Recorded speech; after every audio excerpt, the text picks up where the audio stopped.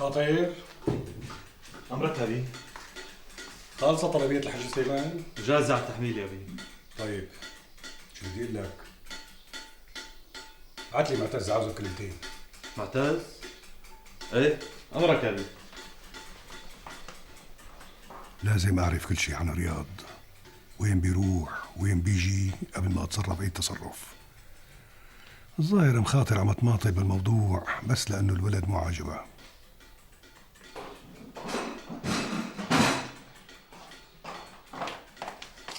أمرني معلمين قال عاوزني.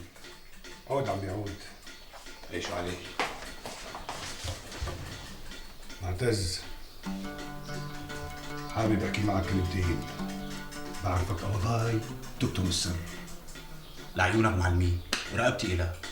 تسلم تسلم يا معتز. عمي، انت بترضى يشتغل عندي واحد بالدكان حرامي وايده طويله وممشاه بطال؟ منو ها؟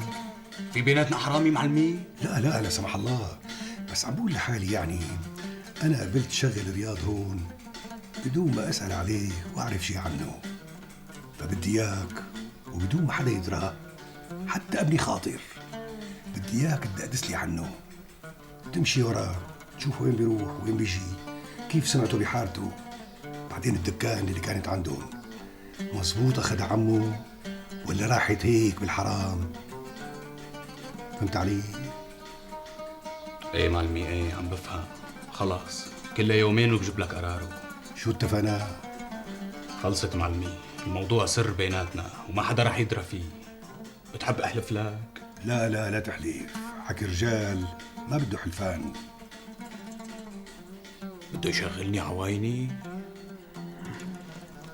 يلا خذوا طريق يا حريم. شرف ولا تشرف؟ والله ما كان في داعي خشوع. قلت لك بدك تعشى عند الليله، شرف. يا ابو العز، ما قلت لي شو كان ابي بده منك اليوم؟ لا ما كان بده شيء، كان عم يسألني هيك عن الشغل يعني. بشرفك كان عم يسألك عن الشغل؟ ايه اطلع من هالباب اطلع. يا اخي ما كان عم يسألني عن الشغل، كان عم يسألني على موضوع، وهالموضوع ما بقدر اقول لك عنه شيء، يعني امني امانه، بترضاها انت ان اكون الامانه لك خاطر؟ بترضاها؟ لا والله ما برضاها. بس ليش ما قال لي إلي؟ شو انا ولد صغير وما بتأمن على سر؟ وبركة دم بده اياك تتورط لك شي ورطه هيك ولا هيك. افلك معتز والله خوفتني، ورطه وموضوعه سر.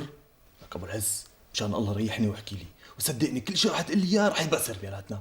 لك ليش نحن اصحاب؟ خاطر ايش كان بدك يانا نبقى اصحاب؟ لا بقى تسألني على الموضوع اللي كلفني فيه معلمي ابو خاطر.